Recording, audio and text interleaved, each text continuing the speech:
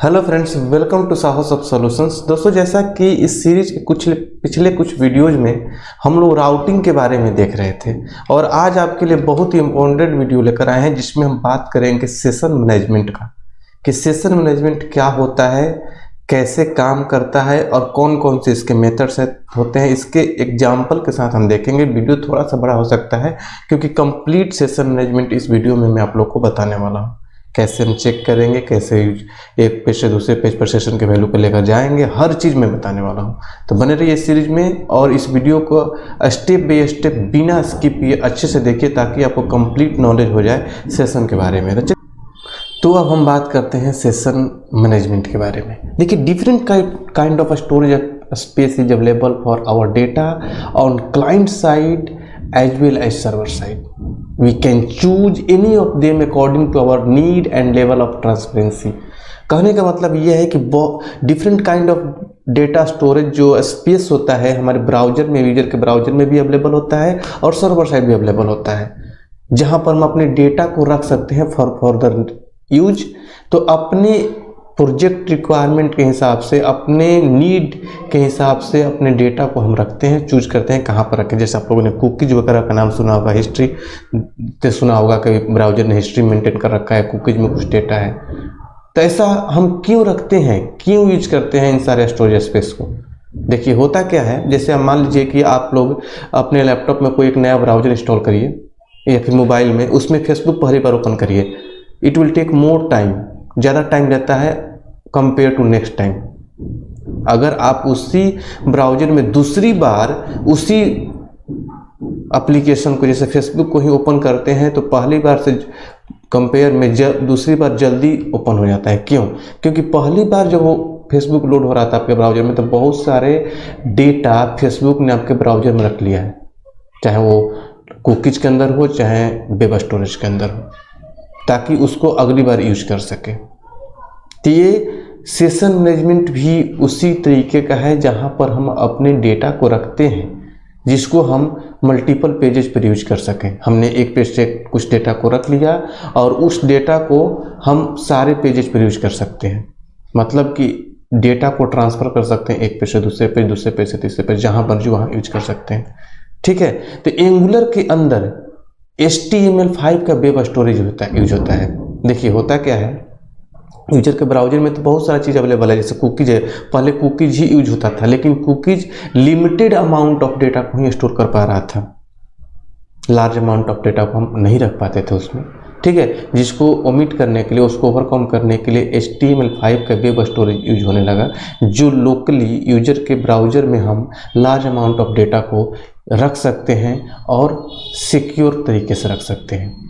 ऐसा नहीं, देखिए, ऐसा नहीं है कि आपने कोई डेटा रखा है तो कोई दूसरा वेबसाइट उसको यूज कर लेगा, नहीं। डोमेन वाइज डेटा स्टोर होता है। अभी मैं आप लोग को दिखाऊंगा कि डोमेन वाइज डेटा स्टोर होता है। अगर आपने अपने abc.com का कुछ डेटा रखा है तो abc.com ही उसको यूज कर पाएगा।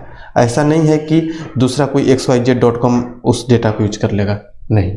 लेकिन यहाँ पर भी ध्यान रखना होता है कि आप किस तरह का डेटा रख रहे हैं। कोई ऐसा सेंसिटिव डेटा तो नहीं रख रहे हैं ब्राउजर में, तो आप नहीं रखें तो ही बेहतर है।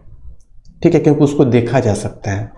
हम अभी दिखाएंगे google.com चाहे facebook.com चाहे sahosobtech.com, सब ने अपना अपना कुछ ना कुछ डेटा रखा है स्टोरेज के अंदर। आप भी उसको देख सकते हैं। कहाँ पर देखेंगे, ये सब कुछ मैं इस वीडियो में अच्छे तरीके से पॉइंट टू पॉइंट समझाने वाला हूँ।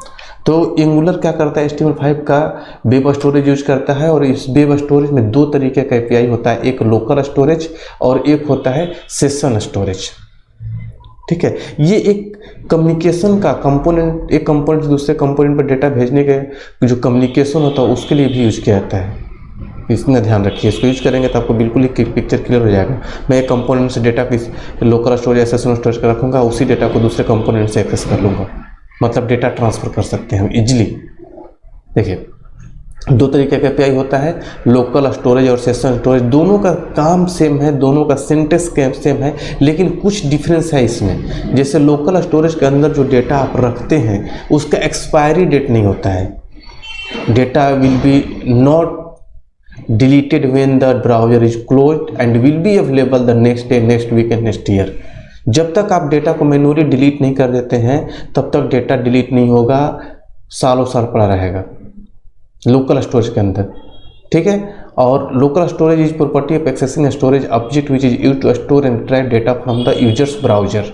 यूजर के ब्राउजर में हम डेटा को रखते हैं जिस तरीके से कुकीज के अंदर रखा जाता है। वहीं पर अगर सेशन की आप बात करें तो सेशन स्टोरेज के अंदर आप जो डेटा रखते हैं तो केवल उसी सेशन के लिए होता है। आप टैब भी क्लोज कर देंगे तभी वो डेटा गायब हो जाएगा, या फिर आप लॉगआउट कर देंगे डेटा गायब हो जाएगा, या फिर आप ब्राउजर को क्लोज कर देंगे तभी डेटा डिलीट हो जाएगा। तो इससे कुछ मेथड्स होते हैं जिसको हम यूज कर करके अभी देखने वाले हैं। सबसे पहले एक चीज़ मैं आप लोग को बताते चलें कि जो ओल्डर ब्राउजर है, ओल्डर वर्जन के जो ब्राउजर हैं, ये लोकल स्टोरेज और सेशन स्टोरेज को सपोर्ट नहीं करते हैं।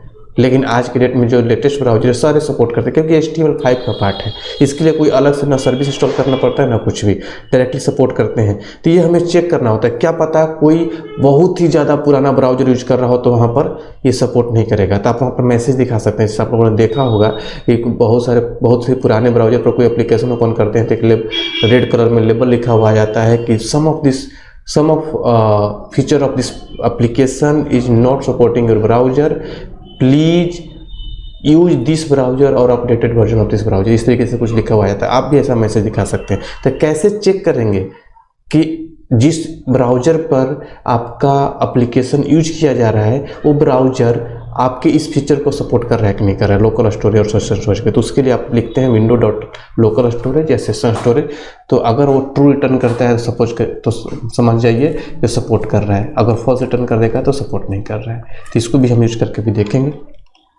इसके अलावा हम बात करते हैं कि आप कैसे लेंथ चेक कर सकते हैं कि कितना amount of local storage available है।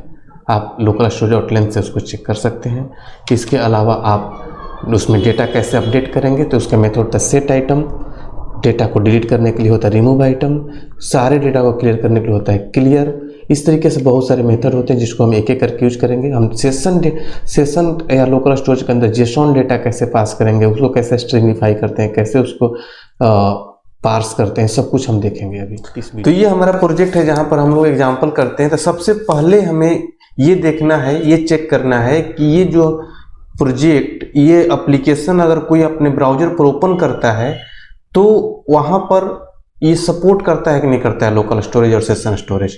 तो उसके लिए हम क्या करेंगे, लिखेंगे कंस्ट्रक्टर, और कंस्ट्रक्टर के अंदर हम लिखेंगे इफ लोकल स्टोरेज, या फिर पहले हम लिखेंगे विंडो डॉट लोकल स्टोरेज, और उसके बाद अगर ये ट्रू रिटर्न करता है तो मतलब कि सपोर्ट कर रहा है। लेकिन आपको यहाँ पर कोई मैसेज नहीं देना है, मैं यहाँ पर बस दिखा रहा हूँ आपको कि सपोर्ट कर रहा है, ठीक है। ये आप नहीं लिखेंगे यहाँ पर, आपको कहाँ पर लिखना होगा, आपको यहाँ पर लिखना होगा एल्स के अंदर। ऐसा नहीं होता कि कोई फंक्शनैलिटी कोई ब्राउजर सपोर्ट कर रहा है तो हम बताएंगे कि आपका ब्राउजर बढ़िया है, सपोर्ट कर रहा है। नहीं, जब सपोर्ट नहीं करता है तब हम बताते हैं कि आपका ब्राउजर सपोर्ट नहीं कर रहा है, दूसरा ब्राउजर यूज करो। तो आप एल्स ब्लॉक में लिखेंगे, ठीक है। हमें एल्स ब्लॉक में भी नहीं लिखना, बस आपको दिखाना है कि ये सपोर्ट कर रहा है, ठीक है। तो चलते हैं ब्राउजर पर, और ब्राउजर पर आप देखेंगे कि देखिए सपोर्टेड दिखा रहा है, ठीक है। आप रिफ्रेश करेंगे तो बताएगा सपोर्ट कर रहा है, ठीक है। अब अगला चीज हमें क्या करना है कि हमें लोकल स्टोरेज में डेटा को रखना है, ठीक है। तो मैं आप लोग को पहले एक चीज़ दिखाते चलूँ कि कैसे पता चलेगा कि कौन सा ब्राउजर कैसे डेटा को रखता है, कहाँ रखता है, ये सब हमें देखना है। तो हम ब्राउजर पर अगर जाते हैं तो लोकल स्टोरेज है, देखिए राइट क्लिक करके इंस्पेक्ट एलिमेंट करते हैं और यहाँ पर आप एप्लीकेशन के अंदर जाते हैं तो यहाँ पर देखिए लोकल स्टोरेज और सेशन स्टोरेज का दो प्लेस दिया, यहीं पर आप डेटा को रखेंगे। लोकल स्टोरेज का ये प्लेस है और सेशन स्टोरेज का ये है। हर एप्लीकेशन, जैसे आप यहाँ पर गूगल ओपन करिए, डोमेन वाइज अपना डेटा रखता है, गूगल हो चाहे आप यहाँ पर sahosabtech.com ओपन करिए, सारे एप्लीकेशन अपना डेटा रखते हैं यहाँ पर, ठीक है। एप्लीकेशन के अंदर आइए और यहाँ पर आइए, देखिए लोकल स्टोरेज के अंदर देखिए सेशन स्टोरेज के अंदर डेटा रखा है गूगल ने, लोकल स्टोरेज के अंदर देखिए ये सब डेटा रखा है इसने। तो ऐसा नहीं कि गूगल ने ये सब डेटा रखा है तो आप अपने एप्लीकेशन के अंदर यूज कर लेंगे, नहीं, डोमेन वाइज ही यूज कर सकते हैं आप, ठीक है। ये जब गूगल ओपन होगा तभी ये लोकल स्टोरेज यूज हो पाएगा। जैसे sahosabtech.com भी अगर है तो ये भी अपना डेटा रखा है, ठीक है। हम लोगों ने भी इसमें कुछ ना कुछ डेटा जरूर रखा होगा। देखते हैं यहाँ पर लोकल स्टोरेज के अंदर देखिए इतना सारा डेटा रखा हुआ है। तो इस तरीके से डेटा रखा जाता है। आप इसको इनक्रिप्टेड डिक्रिप्टेड फॉर्मेट में भी रख सकते हैं, किसी भी तरीके से रख सकते हैं, ठीक है। बस ये ध्यान रखना कोई सेंसिटिव डेटा तो नहीं है, बस इस चीज़ को आप लोग अपने माइंड में रखना होगा। तो उसी तरीके से हम यहाँ पर डेटा कैसे रखेंगे और कैसे इसको रिट्राइव करेंगे, यही सब चीज़ हमें सीखना है आज के वीडियो में। ठीक है, तो आते हैं यहाँ पर हम लिखते हैं कि local storage dot set item. यहाँ पर आप सेट आइटम लिखिए, की एंड वैल्यू पेयर में रखता है। जैसे मान लिया हमने यहाँ पर लिख लिया यूजर आईडी और कॉमा, और यहाँ पर हम लिख लिया चंदन 001। ठीक है, और सेशन स्टोरेज दोनों का सिंटेक्स सेम है, session storage dot set item कर दूं मैं, सेट आइटम, और यहाँ पर लिख दूं मैं EMP ID। ठीक है, और कॉमा लगाकर यहाँ पर लिख दूं मैं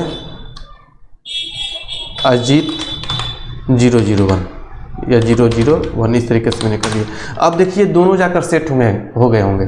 ठीक है, अब आते हैं हम ब्राउजर पर। ब्राउजर पर देखिए राइट क्लिक करके इंस्पेक्टमेंट करके देखिए, तो आप जैसे ही एप्लीकेशन के अंदर जाते हैं तो आप लोकल स्टोरेज के अंदर देखिए यूजर आईडी 001 और सेशन स्टोरेज के अंदर देखिए EMP ID 001 सेट हो चुका है। तो आप इस तरीके से सेट कर सकते, किसी पेज से भी सेट करके दूसरे पेज पर उसको रिसीव कर सकते हैं। जैसे इसको देखिए, जैसे मान लीजिए कि हमने तो ऐप कंपोनेंट से सेट कर दिया, मैं 2 कंपोनेंट क्रिएट कर लेता हूँ अलग से, और यहाँ पर लिखता हूँ मैं ng जनरेट कंपोनेंट, और कंपोनेंट में देता हूँ comp1 इंटरहिट, और एक और कंपोनेंट क्रिएट करूँगा comp2 और इंटरहिट करता हूँ। 2 कंपोनेंट मैं क्रिएट कर लेता हूँ। ठीक है, यहाँ पर मैंने कंपोनेंट 1 क्रिएट किया, इसके HTML पे लिखता हूँ मैं h2 component 1। ठीक है, सेव, और इसके CSS में लिखता हूँ h2 बैकग्राउंड कलर, और मैंने डाल दिया ब्राउन। किसी तरीके से सेट करिए, थोड़ा सा अच्छा दिखेगा इसलिए कर रहा हूँ। और कंपोनेंट 2 पर भी मैं लिखता हूँ h2 कंपोनेंट 2 सेव, और इसके CSS पे लिखता हूँ h2 बैकग्राउंड कलर और ग्रीन येलो, इस तरीके से सेट कर दिया। ठीक है, अब इन दोनों कंपोनेंट को मैं इसका सेलेक्टर उठाकर रख लेता हूँ कहाँ पर, ऐप कंपोनेंट HTML पर, ताकि ये दोनों दिखे। यहाँ पर मैंने कंपोनेंट 1 को रखा, यहाँ पर मैंने कंपोनेंट 2 को रखा। ये अभी लोड नहीं होंगे। ठीक है, क्यों? क्योंकि मॉड्यूल वाला प्रोजेक्ट है नहीं, आप एंगुलर 17 सीख रहे हैं। तो हमने क्या बताया है कि इन दोनों कंपोनेंट का जो नेम है आपको इंपोर्ट करना होगा जहाँ पर आप रख रहे हैं। ठीक है, ऐप कंपोनेंट के TS फाइल में आएंगे और यहाँ पर आप इंपोर्ट करेंगे, तब ये दोनों कंपोनेंट यूज में आएंगे। यहाँ पर इंपोर्ट करिए। ठीक है, और इसी तरीके से कंपोनेंट 2 का भी नेम कॉपी करिए और ऐप कंपोनेंट के TS फाइल पर यहाँ पर इंपोर्ट कर दीजिए। ठीक है, अब तब ये दोनों कंपोनेंट आपके ब्राउजर पर दिखने लगेंगे। हमने लिख लिया, ब्राउजर पर चलेंगे, दोनों कंपोनेंट देखिए दिखने लगा। अब मैं यहाँ पर एक बटन लेता हूँ जिससे मैं लोकल स्टोरेज और सेशन स्टोरेज के अंदर मैं डेटा को सेट करूँगा। ठीक है, और उसको कंपोनेंट 2 से रिसीव करूँगा। अगला चीज़ कि देखिए लोकल स्टोरेज और सेशन स्टोरेज दोनों का सिंटेक्स एक ही है, दोनों में से कोई एक ही हम लेके चलेंगे, और आप सेम सिंटेक्स दूसरे वाले के लिए भी लिख सकते हैं। देखिए जैसे मान लीजिए कि मैं कंपोनेंट 1 पर एक बटन लेता हूं, कंपोनेंट 1 के HTML पर मैं एक बटन लेता हूं, बटन और सेट डेटा, इस तरीके से लिख दिया मैंने, और यहाँ पर मैं क्लिक इवेंट लेता हूं, click equal to set data save, और इसको मैंने कॉपी किया, कॉपी करके इसके TS फाइल पर यहाँ पर मैं ले लेता हूँ और लिखता हूँ local storage dot set item, और यहाँ पर मैं लिखता हूँ EMP कोड। ठीक है, और यहाँ पर मैंने लिख दिया क्या, पवन 001, इस तरीके से सेट कर दिया। देखिए अब ये जाकर सेट हो गया होगा कहाँ पर, अगर हम जैसे बटन पर क्लिक करेंगे तो जाकर सेट हो जाएगा। यहाँ पर आइए लोकल स्टोरेज के अंदर, इसको ओपन करके रखता हूँ एप्लीकेशन को। देखिए अभी लोकल स्टोरेज के अंदर आपका एक ही डेटा है। ठीक है, और सेट आइटम करेंगे तो यहाँ पर सेट हो गया। जो मैंने अभी थोड़ी देर पहले आप लोगों को बताया कि लोकल स्टोरेज का डेटा हमेशा पड़ा रहेगा। अब देखिएगा, अब बंद करिएगा लैपटॉप, फिर भी अगले दिन भी ये रहेगा, लेकिन सेशन स्टोरेज का डेटा रिमूव हो जाएगा। जैसे मैं ये टैब क्लोज कर दूंगा या ब्राउजर क्लोज कर दूंगा, सेशन स्टोरेज का डेटा उसी सेशन में रहता है। लोकल स्टोरेज का डेटा हमेशा पड़ा रहेगा जब तक आप मैनुअली इसको राइट क्लिक करके एडिट ना कर दें, या फिर क्लियर का मैं कोड बताऊंगा जब क्लियर ना कर दें। ठीक है, तो ये तो आपने सेट कर दिया, यहाँ से इस कंपोनेंट से हमने सेट कर दिया, तो ये ब्राउजर में जाकर सेट हो गया। आप किसी भी कंपोनेंट से इसको रिसीव कर सकते हैं। जैसे मैं कंपोनेंट 2 से मैं इसको रिसीव करना चाहता हूँ, तो यहाँ पर आऊँगा मैं और कंपोनेंट 2 पर इसके HTML को लिख देता हूँ मैं बटन गेट डेटा, ठीक है। और यहाँ पर मैं क्लिक इवेंट लेता हूँ, क्लिक और यहाँ पर मैं सेट कर देता हूँ क्या, गेट डेटा इन सेव। और इसको मैंने कॉपी किया, इसके TS फाइल पर आता हूँ और यहाँ पर मैं गेट डेटा को लिखता हूँ console.log और यहाँ पर मैं लिख दूँगा क्या, देखिए अब ये बोल रहा है कि केवल आपको की देना है। कंसोल मतलब कि यहाँ पर लिखेंगे local storage dot gate item और यहाँ पर बोल रहा है कि आप की दीजिए कौन से की का डेटा लेना चाहते हैं। तो मैं देता हूँ क्या, कौन कौन सा डेटा सेट किया हूँ मैं, एक तो हमने यूजर ID सेट किया है और एक हमने EMP कोड सेट किया। तो मैं अगर मैं लिख दूँ यूजर ID, ठीक है, तो यूजर ID रिसीव हो जाएगा हमें। और यहाँ पर मैं console.log और मैं लिख दूँ लोकल स्टोरेज डॉट, देखिए इतने सारे मेथड होते हैं, क्लियर गेट आइटम, की लेंथ, रिमूव आइटम और सेट आइटम। सेट आइटम हमने देखा, गेट आइटम अभी देख रहे हैं, इन सब के बारे में अभी बताऊंगा मैं, ठीक है। तो गेट आइटम और यहाँ पर मैंने मान लीजिए लिख दिया EMP कोड, EMP कोड का भी डेटा हमें दे देगा कंसोल में। चलते हैं ब्राउजर पर और यहाँ पर आइए कंसोल के अंदर और यहाँ पर गेट आइटम करेंगे, देखिए दोनों डेटा हमें मिल रहा है। ये देखिए चंदन 001/001 यहाँ पर आप देख सकते हैं दोनों मिल रहे हैं। यहाँ पर ये दोनों डेटा हमें रिसीव हो गया, मतलब कि हम किसी भी कंपोनेंट से कोई डेटा सेट कर सकते हैं और कहीं भी उसको इस एप्लीकेशन के अंदर यूज कर सकते हैं। ये बेनिफिट है इससे। अगला चीज़ कि अगर हमें किसी भी डेटा को डिलीट करना है तो कैसे करेंगे, किसी भी और सबको डिलीट करना है तो कैसे करेंगे, तो इन सबको हम देखते हैं। एक बार कोड में चलते हैं और यहाँ पर मैं लिखता हूँ कंपोनेंट 2 पर या कंपोनेंट 1 पर, कहीं पर भी लिख सकते हैं। जैसे मान लिया मैं लिख दिया बटन डिलीट और यहाँ पर मैं लिखता हूँ क्लिक और इक्वल टू डिलीट डेटा, ठीक है, सेव। और मैंने कॉपी किया और यहाँ पर हम इसके TS फाइल पर, कंपोनेंट 2 के TS फाइल पर आता हूँ और यहाँ पर मैं डिलीट डेटा को सेट करता हूँ, लिखता हूँ local storage dot remove item और यहाँ पर कोई भी की दे दीजिए जिसको रिमूव करना है। जैसे मान लीजिए मैंने दे दिया EMP कोड, ये रिमूव कर देगा। क्लियर ऑफ करिएगा तो सबको क्लियर कर देगा, ये भी हम देखेंगे अभी। देखिए चलते हैं ब्राउजर पर और यहाँ पर जैसे ही मैं डिलीट करूँगा देखिए EMP कोड डिलीट हो गया। यहाँ पर सेट करेंगे इनपुट कोड आ गया, डिलीट करेंगे डिलीट हो जाएगा। तो मतलब लॉग आउट के बटन पर हम सबको डिलीट कर सकते हैं। अभी एक डिलीट हुआ, हम चाहें तो क्लियर करेंगे तो डिलीट ऑल हो जाएगा। देखिए यहाँ पर आइए कंपोनेंट 2 के HTML पर हमने एक बटन लिया, बटन डिलीट ऑल, या फिर लॉग आउट के बटन पर ऐसा काम हम करते हैं, ठीक है। और यहाँ पर लिख दिया मैंने क्लिक और यहाँ पर मैंने लिख दिया डिलीट ऑल,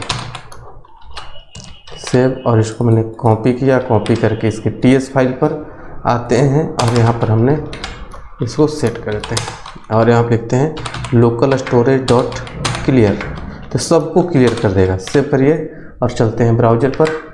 देखिए दोनों है और डिलीट ऑल करो तो सबको डिलीट कर दिया। रिफ्रेश करिए, एक यूजर ID आ गया, सेट आइटम 2 आ गया और डिलीट करेंगे सबको डिलीट कर दिया।